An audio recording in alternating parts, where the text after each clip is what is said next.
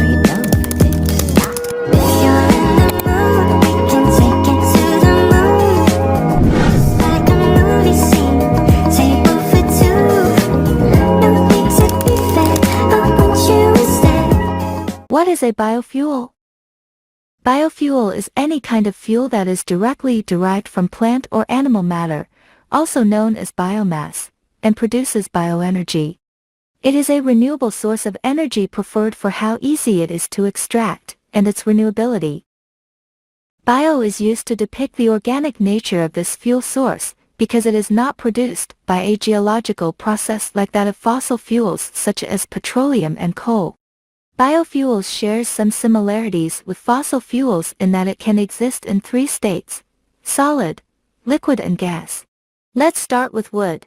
Traditionally, derived from organic matter contributed by tree biomass and comes in various forms including firewood or charcoal. Traditionally the most widely used, biofuel and easily available. Deforestation is a concern and reforestation efforts are gaining awareness to reduce climate change impact. Next up is biogas. Biogas is mainly composed of methane gas though produced from the process of anaerobic breakdown of biomass. Being the gaseous form of biofuels, it can be packed in gas cylinders for convenience of use and burned similar to natural gas to derive warmth or for heating purposes. Biogas digesters can be set up within homes and facilities as well.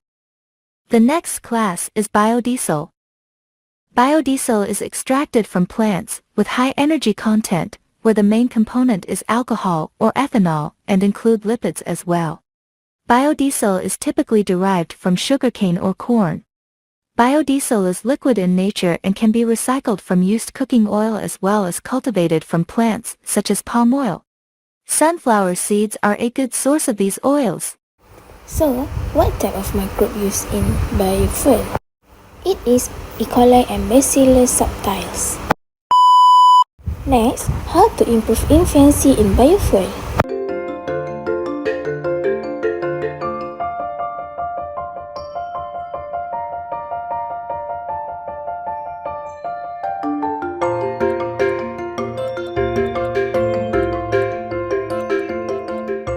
Discoveries of oil in the world are declining, and at the same time, roughly half the world's population in China and India want to have the same lifestyle that we have in the US. This requires new sources of energy.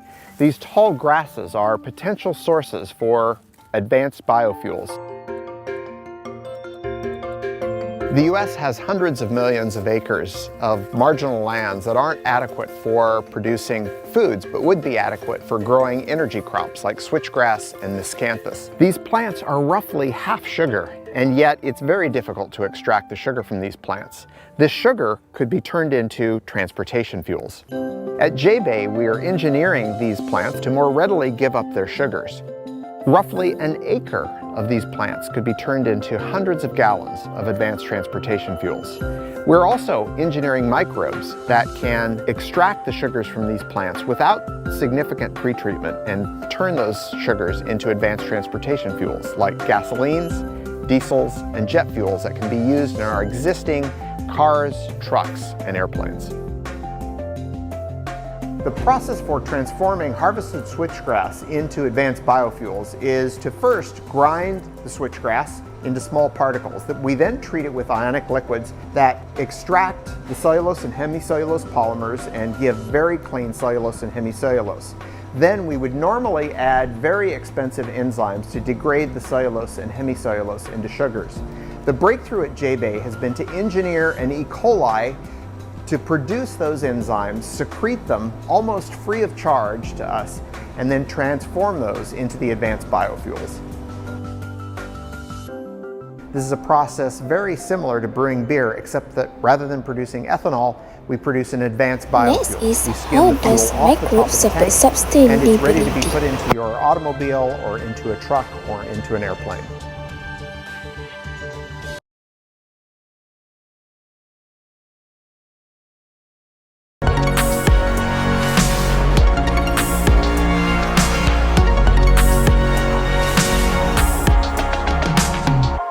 Fossil fuels account for over 75% of the global greenhouse gas emissions. So to stay on track with sustainability goals, biofuels are clearly a key part of the solution. However, producing biofuels is energy intensive and the demand is growing. So to scale up sustainably, we must improve both yield and energy efficiency while also optimizing waste recovery. Now this is where thermal processes and separation come into play, core areas of expertise at Alfa Laval. With over a century of experience in the oils and fats and the ethanol industries, we've been driving sustainable development in biofuels production. One example from the ethanol industry involves our unique decanter technology with a rotating feed zone. By reducing the turbulence, it improves the separation performance and cuts the power consumption. Now, with just 4 of these decanters, it's possible to save 2 million kilowatt hours of electricity and reduce the dryer energy. Combined, this lowers the carbon footprint by 6,800 tons every year. We've also developed a game-changing technology that recovers up to 50% more corn oil in ethanol plants compared to industry standards. That means much more feedstock available for producing biodiesel and sustainable aviation fuel. Our innovative solutions help clients in biodiesel, HVO, bioethanol and biogas production to lower their carbon footprint, reduce the water usage, recover valuable byproducts, and secure zero liquid discharge.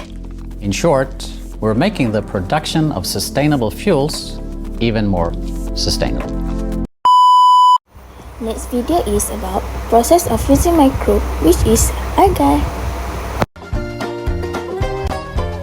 The algae are transferred to a growing pond filled with seawater. A paddle wheel is used to keep it circulating and growing evenly. A light simulates sunlight. A few days go by. The pond has now grown bright green and thick with algae. Now it's being drained. The algae are isolated from the water. The cell walls are crushed to free the oil. A little hexane is added to separate the oil. Sodium hydroxide is mixed with methanol and used to convert the oil into fuel.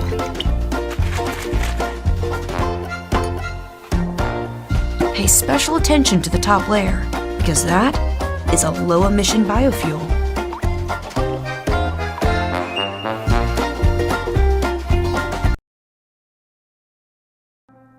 As you probably know already, fossil fuels drive climate change and environmentalists have been campaigning against them. But why exactly are they bad for the environment?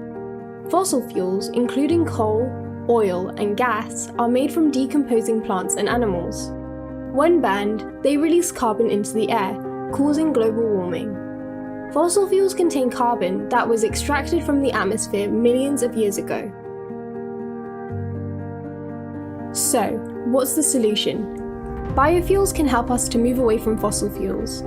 They are made from recently harvested renewable sources of carbon. So, think along the lines of plants, trees, crops, or agricultural waste. In theory, this sounds great, so what's the issue? Some biofuels have been criticised due to their links to deforestation. In fact, this was the reason why the EU banned palm oil for biofuels.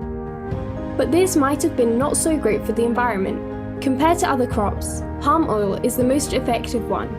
It provides up to 10 times more oil than alternatives like rapeseed, sunflower, or soybean. So, simply replacing palm oil with other crops to make biofuels isn't as easy as it sounds. Instead, we should make palm oil production more sustainable. In Malaysia, the MSPO certification ensures that palm oil production adheres to strict environmental regulations without causing damage to the environment or wildlife. Better biofuels, better for the environment.